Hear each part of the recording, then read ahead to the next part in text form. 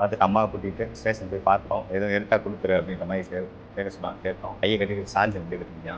T shirt உள்மணியன் மட்டும் போட்டுருந்தேன். Pant உள்மணியன் பார்த்தேன். ஒரு 11 மணி போல் எனக்கு வந்து ஒரு ஃபோன் வருது. அந்த கோயில் கடையில் அண்ணனா இருக்கவர் கூப்பிட்டாரு. இந்த மாதிரி மண்ணை விசாரிச்சுக்கிட்டு இருக்காங்க கோயிலுக்குள்ள அப்படின்னு சொன்னேன். விசாரிச்சுக்கிட்டு தானே இருக்காங்க. பாப்பா என்னன்னு பார்ப்போம். சரி போகுது. அந்த மணி ஒரு 2:30 ஆகுது. திருப்பி ஒரு கால் வந்து ஸ்டேஷன் கூப்பிட்டு போயிட்டாங்க அப்படின்னு சொல்லிட்டு, சரி ஓகே நான் வேகமாக வேலையை முடிச்சுட்டு வரேன் அப்படின்னு சொல்லிட்டு ஒரு 4 மணிக்கெலாம் கிளம்பிட்டேன். சார் இங்கே பக்கத்தில் இருக்க பெரியவங்க விசாரிக்கிறோம். நீ போகாத உன்னையும் பிடிச்சி வச்சுக்கிறோங்க அந்த மாதிரி சொன்னாங்க. எனக்கு சரி கேட்கல, மனசு கேட்கல. 9 மணி வரையும் பார்த்துட்டு அம்மாவை கூட்டிகிட்டு இந்த மாதிரி கிளம்பிட்டேன். ஸ்டேஷன் போய் பார்த்தோம். உள்ளே விட்டாங்க. அவன்கிட்ட கேட்க சொன்னாங்க. கேட்டோம்.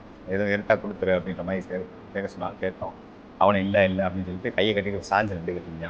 டிஷர்ட்டு உள்மணியன் மட்டும் போட்டிருந்தேன். பேண்ட்டு உள்மணியன் பார்த்தேன். நல்லா தான் இருக்கும். சரி காலைல பெருசாக நாங்கள் எடுத்துக்க விசாரிச்சு விட்டுருவாங்க அப்படின்ற ஒரு எண்ணத்தோடய பெருசாகிடும்.